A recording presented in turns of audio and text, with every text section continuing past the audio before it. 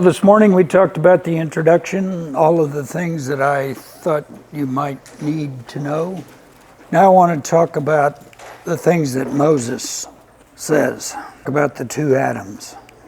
January 20th, 1995, suddenly dropped into my head, I think there were two Adams mentioned in the first two chapters of Genesis. And I went and checked, and lo and behold, there were two Adams. Had to be. Since that time, a lot of things have come into a lot clearer focus than they were at that point. And so I put those things together for you, but I'm going to add a few things this time. But I'm also going to tell you how Moses intended you to understand the first 9 chapters of the book of Genesis. Now, if you don't want to see them that way, that's fine. You can hold on to whatever lie you want to believe. It doesn't matter to me, because I happen to know that there's a whole lot more that depends on you knowing those things. And if you can't see those things, you're never going to understand the rest of the scriptures. So I want to go over them so that you know precisely, to the best of your ability, what Moses wrote and what he intended you to understand. The first Adam was created before the birds and the animals, before vegetation, on the third day. We know these things if you've read what I've written. Genesis 2, 4 through 7.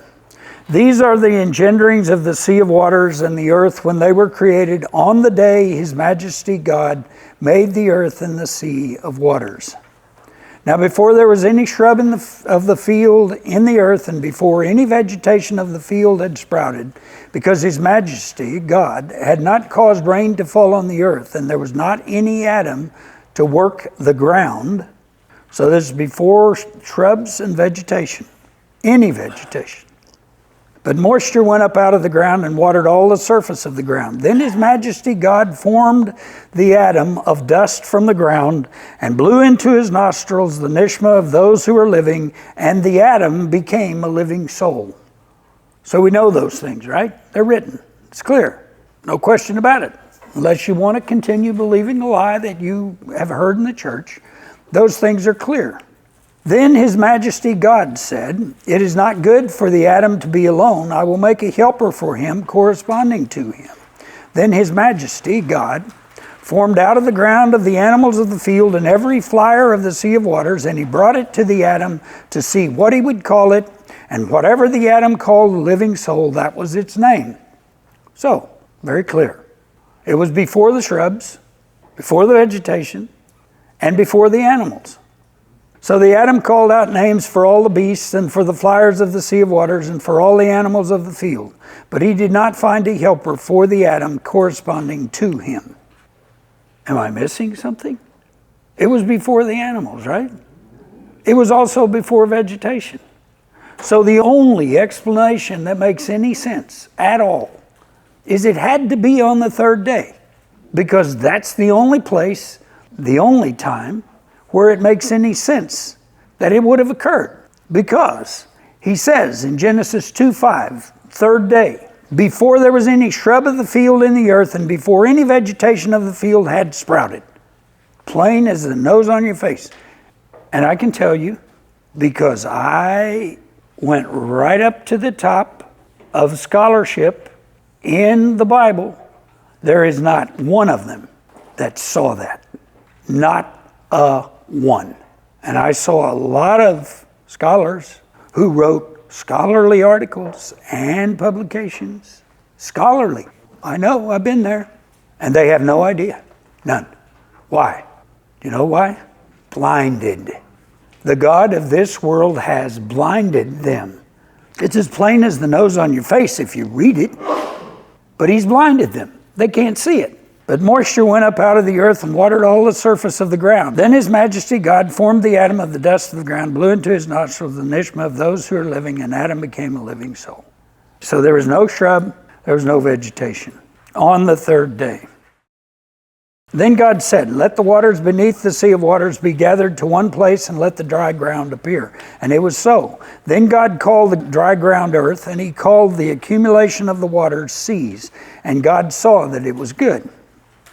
Then God said, let the earth sprout the green grass of vegetation, sowing seeds, fruit trees making fruit in accordance with its kind, in which is its seed on the earth. And it was so. So, there it is. Then the earth sent forth the green grass of vegetation, sowing seed in accordance with its kind, and trees making fruit, in which was its seed in accordance with its kind. And God saw that it was good, and there was an evening, and there was a morning, a third day. Now, I want you to pay attention to something here. You need to know it.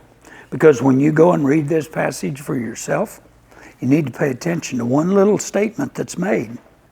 God saw that it was good. Moses expects you to pay attention to that.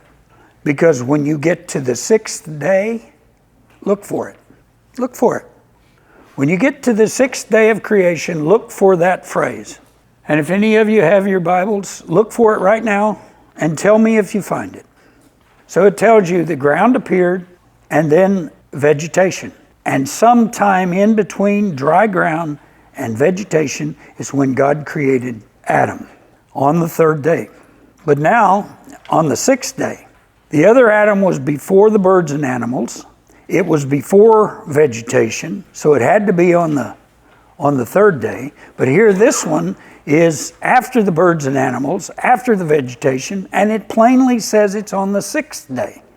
This one, however, says that it's in the image and likeness of God. And I'm going to tell you that this one is created when the last trumpet sounds. Genesis 1:20 through 28. Then God said, let the waters abundantly reproduce an abundantly reproducing thing, a living soul. And let flyers fly over the earth on the surface of the expanse of the sea of waters. So God created the big sea serpents and every soul of the living thing that crawls, that the waters reproduce in accordance with their kind, and every winged flyer in accordance with its kind. And God saw that it was good.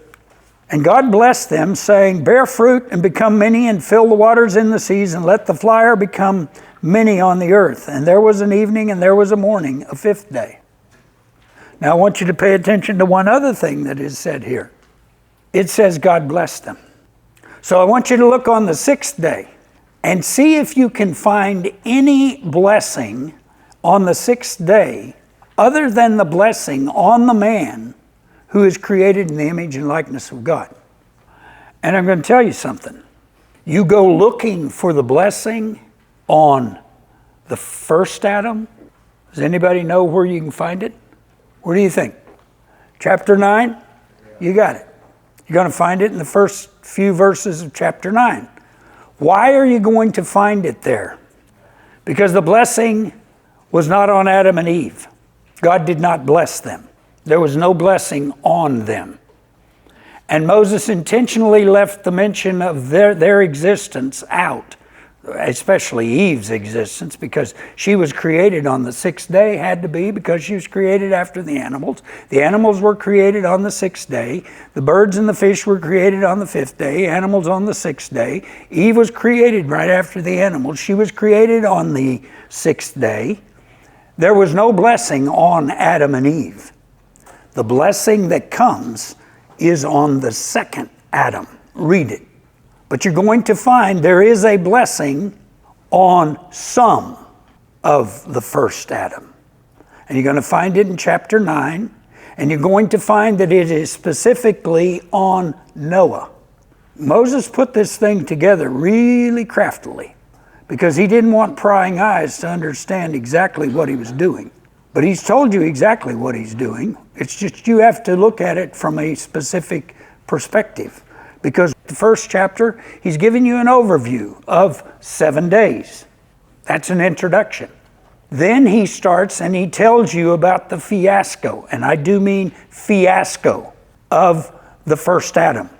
That first Adam goes up to the end of chapter 4, where he says, this is what happened. In the very last verse of chapter 4, you're not going to find it in their translations. You will find it in my translation if you have that particular passage in one of the newsletters.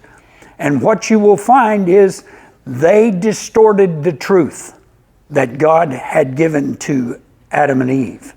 But violence had increased on the earth to the point where God was already fed up by the end of chapter 4. So in chapter 5, he gives you two verses. And those two verses are an introduction to the third part of this treatise that he wrote. He gives you the overview, chapter 1. 2, 3, and 4 are about the first Adam, the fiasco of the first Adam, what happened, how they screwed everything up, how it went totally downhill. Then in chapter 5, he does one very interesting thing. He says, now I'm going to talk about the second Adam. First two verses are about the second Adam. In the third verse, he's already given you the account of how Seth was engendered, but now he goes back and he gives you that same account, but he gives you a genealogy in chapter 5. That genealogy is not the genealogy of the first Adam in its intent. Its intent is to give you a genealogy of the second Adam. He's giving you the genealogy of Jesus Christ. So now you can go to Luke chapter 3 and you can read, and you will find, with the exception of one name, you will find exactly that same genealogy. After he's given you that genealogy, the rest of what he writes is about this second Adam. He's done with the first one. Moses, I'm talking about. Because he's going to tell you God is done with the first Adam. He has no longer any interest in how the first Adam fits into his plan, other than as a continuation that goes on until he takes a man and creates that man in his image and likeness. Are you with me? You understand what I'm saying? I'm telling you flat out. 2 through 4 is an account of a fiasco. God had a plan for Adam and Eve.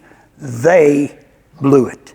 They screwed it up. The last verse of chapter 4 tells you exactly what happened.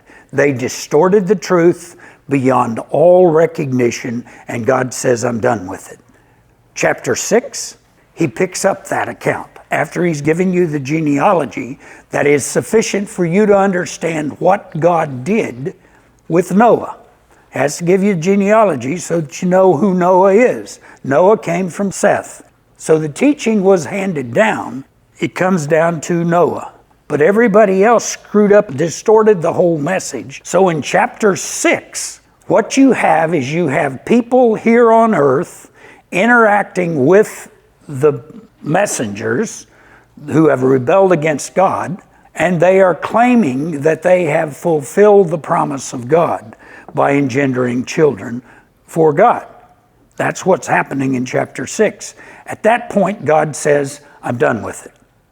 So the whole point is, at the end of chapter 4, he's already done with it because they've distorted the truth. In chapter 6, he tells you how they've distorted the truth. And then 7 and 8, he gives you an account of the flood. And in 9, now he tells you about this second Adam. So that's an overview of the account that Moses gives. You have to learn to look at it that way. Because if you continue to look at it the way that the church does today, you're going to miss the whole point. Because Habakkuk, he refers back to Genesis 6. I've already written about that. He is telling you what's coming is what God had already planned at the flood. At the flood, he said very plainly, I'm sorry I created them. I despise them. I'm going to destroy them. But Noah found favor in the eyes of the Lord. And so it's in chapter 9 that God says, let us make a man in our image and likeness. That's when he said, let us make a man. Because after the animals were created, he created Eve. Doesn't mention that in the first chapter because it's already a done deal. It's not going to continue. This species, this whatever it is that I created, I'm done with them. I'm simply going to take that clay, I'm going to take it back like a potter, and I'm going to remake it, and I'm going to create this second Adam in my image and likeness out of the same clay that I used for the first Adam. Now, if you don't get this in your head and you understand that this reality you're living in, they have a completely distorted view of what God is doing. He has never, ever, ever intended for Adam and Eve to be what He wants them to be. Never.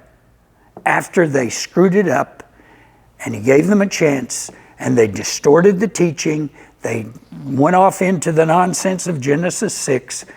He has no further interest in them other than handing down the promise that was necessary to come to Jesus Christ so that He could create a man, make a man in His image and likeness.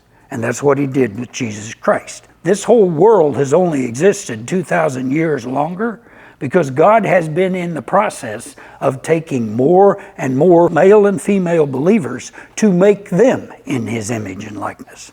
So if you don't get this straight, you're going to believe a whole big bunch of things that I never said, but you're going to hear them that way. So the fifth day ends. Then God said, let the earth send forth a living soul in accordance with its kind, the beast and crawling things, an animal of the earth in accordance with its kind. And it was so. So God made the animal of the earth in accordance with its kind, and the beast in accordance with its kind, and all that crawls on the ground in accordance with its kind. And God saw that it was good. The animals, that was good. But you don't find it was good stated concerning Adam and Eve. That's my point. It wasn't good. It would have been good, could have been good, should have been good, but it wasn't. And it isn't good because He said, I regret that I ever made them. Then God said, let us make an Adam in our image in accordance with our likeness, so that they may exercise authority over the fish of the sea and over the flyer of the sea of waters and over the beast and over all the earth and over all the crawling thing that crawls on the earth. And God will create the Adam in His image. In the image of God He will create him, male and female He will create them. Then God will bless them. Now the only reason that I translated that God will bless them is so that you would see that it was yet to come. Because that's not actually what it says. It says exactly the same thing as every other thing there. God did it. He did it. He did it. Why does it say that? It's because there's no time there. There is no time there. Everything that God has done, He has done in this span of time. He has done the impossible. He has changed who He is without changing who He is, if that makes any sense to you. Why? How did He do that? Very simply. If you believe exactly the same thing that God believes, you become God. You're changeable. God never changes. So He has to fix that to make sure that what you believe will never change. So let me ask you again, when did Christ die? Well, it's one of those trick questions. When implies time. All you can do is say He died. He was resurrected. But let me tell you something else about the Passover parable, and I don't fully understand it. How many parts does a dead person have? 8 parts? Well, it's not a matter of when Christ died. It's a matter of when did those 8 parts enter the realm of the dead. You understand what I'm saying? Because now you're looking at a span of time that Moses talks about. In the beginning, God created the heavens and the earth. And then what did He do? What did He do? He said, let there be light. Voila. First part died.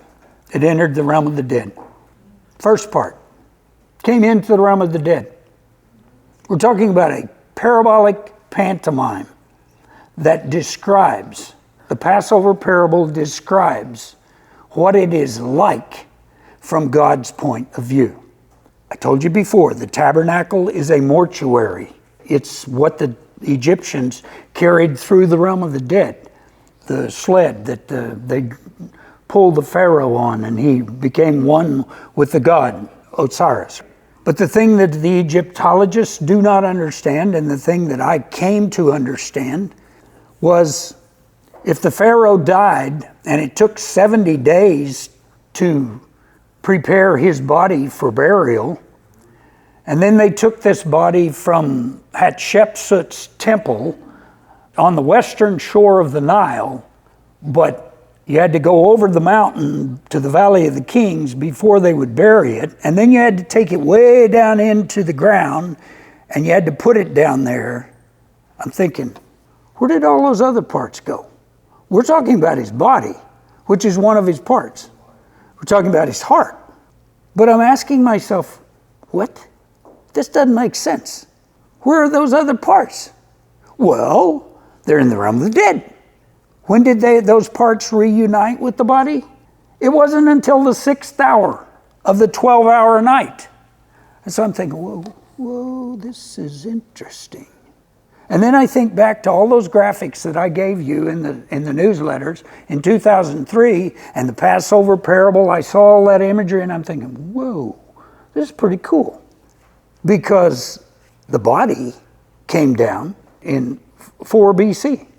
But the light, it came down way back there. Billions of years ago it came down, and this is the realm of the dead. It came into the realm of the dead, and it energized the realm of the dead. But what you're seeing today is nothing more than the realm of the dead. You just happen to be here in prison on planet Earth because you can't go anywhere else. But the Passover parable is all about those parts. Which part came down when? And there were 8 parts that came down. They came down at different times because there is no time up there. He died, but when did the parts come down? And they came down at different times. And that's what the Passover parable is all about.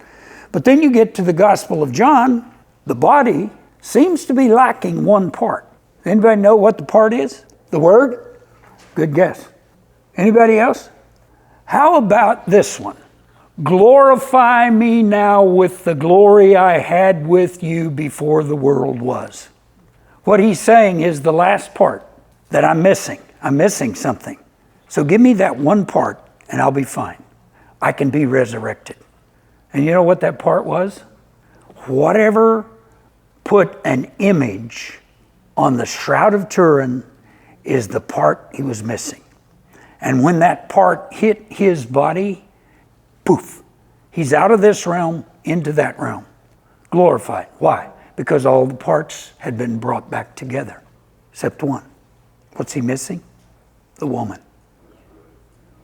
And I'm telling you all this off the cuff because I haven't looked at this stuff in quite a long while. So some of the things you have to give me a little leeway with because I don't quite understand them. I don't. I'm telling you what is. Part came down at the light. Part came down when they came down out of the garden. Part came down at Mount Sinai. I don't understand the rest of it. The body came down at his incarnation, but it was a dead body. Same way that your bodies are dead because of sin. You understand what Paul's saying now? Your body is dead because of sin. It's dead. Your soul is decrepit. Anyway, all of that is just soapbox. But anyway, he blesses them. So they're after the birds and the animals, they're after vegetation. Genesis 1:29 and 30.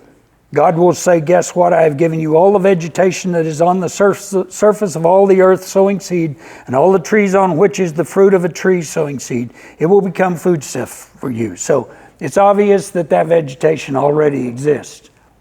So it's after the vegetation as opposed to the first Adam who was before the vegetation. And for every animal of the earth, and for every flyer of the sea of waters, and for everything that crawls on the earth in which is a living soul, all verdant vegetation is for foodstuff, and it will be so. So it's on the 6th day that happens, obviously. Then God said, let us make an Adam in our image in accordance with our likeness, so that they may exercise authority over the fish of the sea, and over the flyer of the sea of waters, and over the beast, and over all the earth, and over all the crawling thing that crawls on the earth. And God will create the Adam in his image. In the image of God he will create him, male and female he will create them. So we have all of that. It's clear.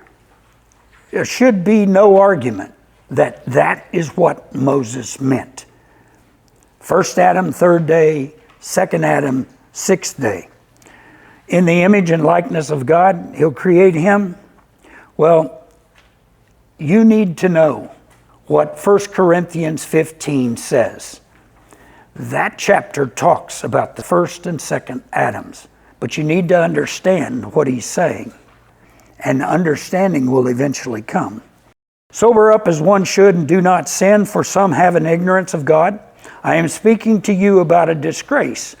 But someone will say, how are the dead going to be raised? And then, in what kind of body are they going to come? You are a fool.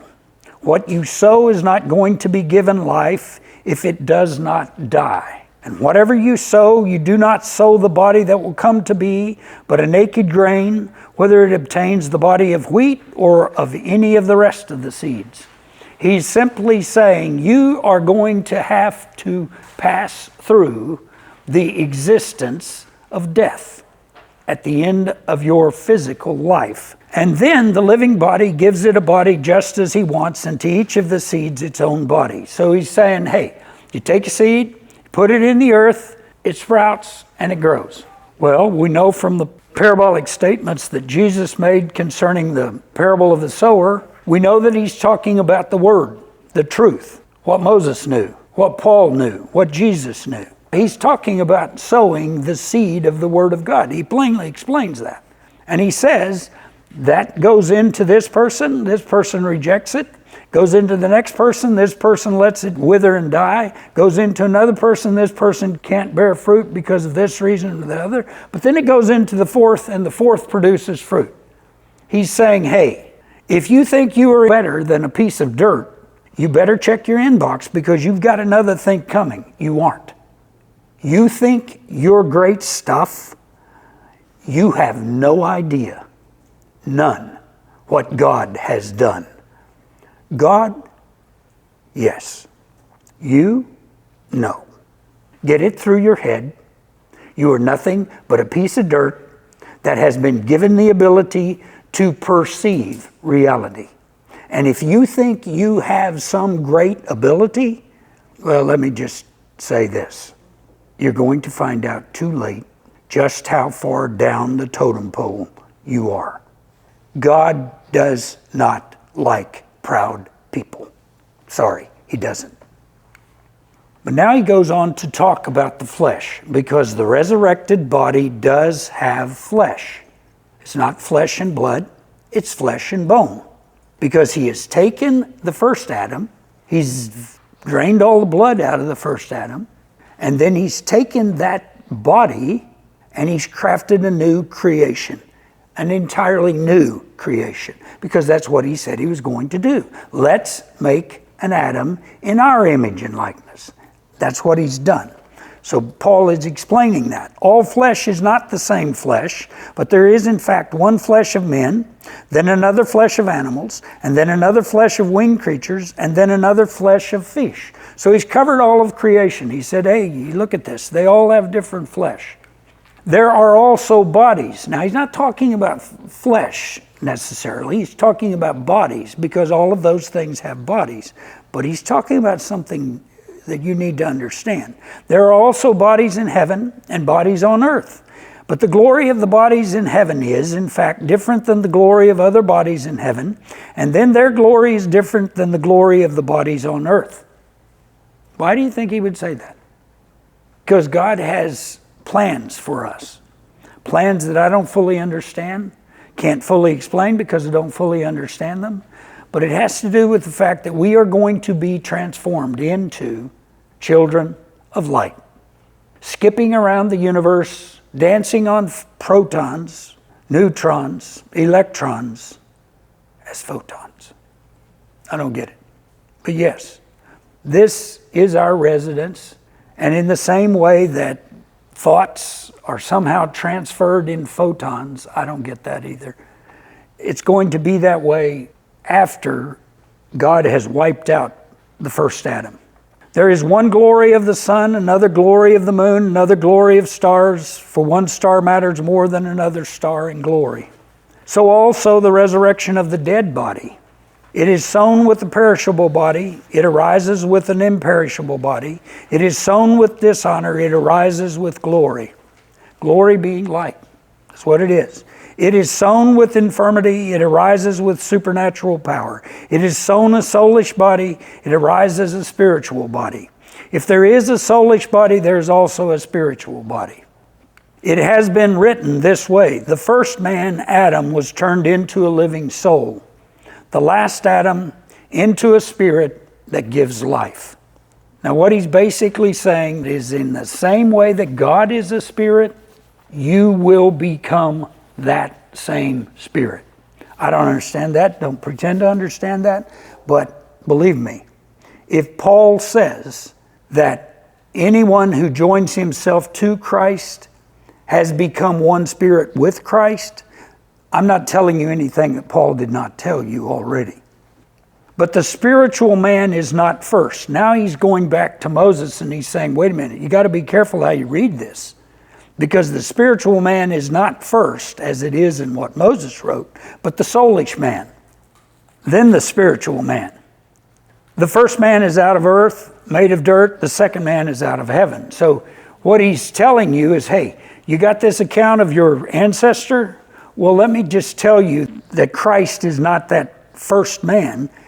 He's pointing back to what Moses wrote and saying, hey, don't get your atoms mixed up. Because when you get your atoms mixed up, then you have a molecule. Maybe I got that wrong. Anyway, you get the point. All I'm trying to do is tell you that he is alluding to what Moses wrote, and he's saying, hey, some don't understand this because they didn't. He says, you need to understand the first man is out of the earth, made of dirt. The second man is out of heaven. He was created when his physical body was somehow consumed by the glory of God with an incredible light. The glory of God consumed that body and transformed that body into an Adam, A-D-A-M, in the very image and likeness of God. Boggles my mind. The man made of dirt is of such a sort that those who are made of dirt are also like this one, and the man in heaven is of such a sort that those who are in heaven are also like this one. And just as we have worn the image of the man made of dirt, we will also wear the image of the man in heaven. There is no clearer statement of the fact that we were not created. Adam and Eve were not created in the image and likeness of God. Can they see that? No. They're blind. It clearly states that. And just as we have worn the image of the man made of dirt, we will also wear the image of the man in heaven. Now I am declaring this, brothers, because flesh and blood cannot inherit God's kingdom. Neither does the perishable body inherit the imperishable body. So our perishable flesh will be transformed into an imperishable flesh, an imperishable body, when the last trumpet sounds. Guess what? I'm going to tell you a mystery. We will not all be fast asleep, but we will all be changed. And that's where he's talking about the transformation from a perishable flesh to an imperishable flesh. We will all be changed in an instant, in a blink of an eye, at the last trumpet. For he will sound a trumpet, and the dead will arise imperishable, and we will be changed. For this perishable thing has to slip on an imperishable body, and this mortal body has to slip on immortality. But when this perishable thing has slipped on an imperishable body, and this mortal body has slipped on immortality, then the word that has been written down will occur. Death has been swallowed up in victory. O death, where is your victory? O death, where is your stinger? Make a note of that passage. I think we're going to see it again. So the stinger of death is sin, but the supernatural power of sin is the law. But thanks be to the living God who gives us victory through our Master Jesus, the Anointed One. 1 Thessalonians 4, 13 through 18. And this is Paul writing a letter to the church at Thessalonica. Could just as easily be written to you. It's meant for you. So pay attention to it. This is what he says. But we do not want you to not understand the truth, brothers, with regard to those who are fast asleep, so that you would not be in anguish, just like the rest of mankind, those who do not have any hope. He's saying, you people know things they don't know. Understand? It's deja vu all over again. It's exactly the same thing. There were those in the time of the early church, the apostolic church, who understood the truth. They knew what the scriptures were saying because they had been taught. There were those in their time who did not understand the truth. They were blind. It's the same way today. If you have an opportunity to hear the truth, identify with it, you have an opportunity to be transformed into the very image and likeness of God. But if you ignore it, if you put it a little further down the list, it's not going to happen. And I've absolved myself by telling you it's not going to happen. Because you have to, as Paul says, grow up into a mature man. God intends for you to use the truth to become mature. Stop acting like a child. People down here act like children. You hit me, I'll hit you. Is that not the way they act? Sure they do. God doesn't expect you to act that way. Jesus explained how he expects you to act. He expects you to act grown up. Don't get down in the mud and wrestle with them. So they understood the truth. But we do not want you to not understand the truth, brothers, with regard to those who are fast asleep, so that you would not be in anguish, just like the rest of mankind, those who do not have any hope. For if we believe that Jesus died and rose up, so also we believe the living God will bring along with him those who have fallen fast asleep with Jesus. For we are telling you this by his majesty's word, that we who are living, those who survive to the coming of his majesty, will definitely not overtake those who have fallen fast asleep.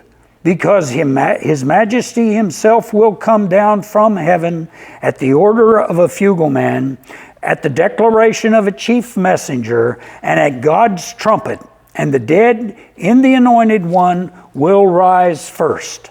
Then we who are living, those who survive, will be snatched up at the same time together with them in a cloud for a meeting with his majesty in air. And so we will always be together with his majesty. So then encourage one another with these words. So what has he told you? He's just told you, you know the truth. You're expected to use the truth. But we don't want you to not understand the fact that you're waiting for a trumpet to sound. And when that trumpet sounds, you have every expectation of being taken up into a meeting with the Lord in air, in a cloud. What kind of cloud? The pillar and cloud. It's going to take you away. You're going to go right up there the same way Jesus did. You're going to be there with him just like he is, because the glory of God is going to lash out and destroy those who have no part with it. And it's going to take those who have a part with it, and they're going to be transformed into the very image and likeness of God himself. Revelation 11, 15 through 19. The seventh messenger. Then the seventh messenger sounded a trumpet, and there were loud voices in heaven saying, "The kingdom of the world has become the kingdom of our Master and his anointed one, and he will be king into the ages of the ages to come." And the 24 elders, those who were sitting on their thrones before the living God, fell down on their faces and paid homage to the living God, saying, "We give thanks to you, your majesty, the living God, the Almighty, the one who is and the one who was, because you have received your supernatural power, which is tremendous, and have become king. Now the Gentiles have become angry, so your anger has come. Even the time for the dead to be judged, and the time for you to give your slaves, the prophets and the holy ones, and those who are afraid of your name, and the little ones and the older ones, their wage, and to make unfit for use those who are making the earth unfit for use." Then the sanctuary of the living God that is in heaven was opened, and the box of his testament was seen in his sanctuary. And there were flashes of lightning and voices and rolling thunder and an earthquake and large hail. What did I tell you? That first tabernacle was patterned after the tabernacle in heaven. Now, if you know about that first tabernacle, you know, first of all, that not everyone was qualified to enter the tabernacle. And some could go as far as the veil that was in front of the Ark of the Covenant. And I've told you the Ark of the Covenant was a coffin. Well, here it says that sanctuary has been opened, and the box of the testament was seen. And if you don't know your scriptures, you don't know the significance of that statement. Book of Numbers. You know why it's called Numbers? Because they take census in the book of Numbers. Well, in the first part of the book of Numbers, they tell you about the census of the sons of Israel, but they also tell you about a census of the Levites. And somewhere in there, they give you the duties of these different families of the Levites. And there you find the information you need to know in order to understand Numbers 14 and 15. But the Kohathites were the family of the Levites that carried the furniture and the pots and the pans and all of that stuff, all the holy items that were inside the tabernacle. They had to cover all of these things before they could be transported, because no one could see the Ark of the Covenant. Nobody. The only time that Ark of the Covenant had any proximity to a living human being was on the Day of Atonement. The high priest would go in to sprinkle the blood on the top of that coffin. When they covered the Ark of the Covenant, they would take the veil down and they would walk backwards and drape it over the Ark of the Covenant. But the point that I'm making here is nobody saw that box. So guess what? What's it telling you? The seventh trumpet sounds. That's what he said. Let's go back. I want you to make sure you got this. Then the seventh messenger sounded a trumpet, and there were loud voices in heaven saying, the kingdom of the world has become the kingdom of our master and his anointed one, and he will be king into the ages of the ages to come. Then the sanctuary of the living God that is in heaven was opened, and the box of his testament was seen in his sanctuary. And there were flashes of lightning and voices and rolling thunder and an earthquake and large hail. You know why? Because the body of Jesus Christ has been resurrected. And do you know why that box, that coffin, could now be seen? Because there ain't nobody in it. Couldn't be seen by the Kohathites. They carried it. Couldn't be seen by the priests. They covered it. Couldn't be seen by the high priest because it was in the dark. Nobody could see it. But suddenly here now, when the kingdom of the world has become the kingdom of Christ, suddenly you can see that box. It was seen. Couldn't be seen before, but now it can be seen. Why? Because the body of Jesus Christ, the members of the body of Jesus Christ, have been resurrected. At the sounding of a trumpet, those people will be resurrected. The dead in Christ come up out of the graves, resurrected, and then those who are alive at that point are going to be changed, transformed, are going to be engulfed in the flames of the fire of God that comes out of that pillar and cloud around the world, all in an instant, when the idiots who rule this world decide one opinion. That's what it says, one opinion. They all have one opinion, and God causes it. Comes down on them in the blink of an eye. Suddenly, when they think everything is going just grand, destruction comes on them. That's what this is talking about. It's talking about the resurrection of the body of Jesus Christ at the last trumpet. the seventh trumpet.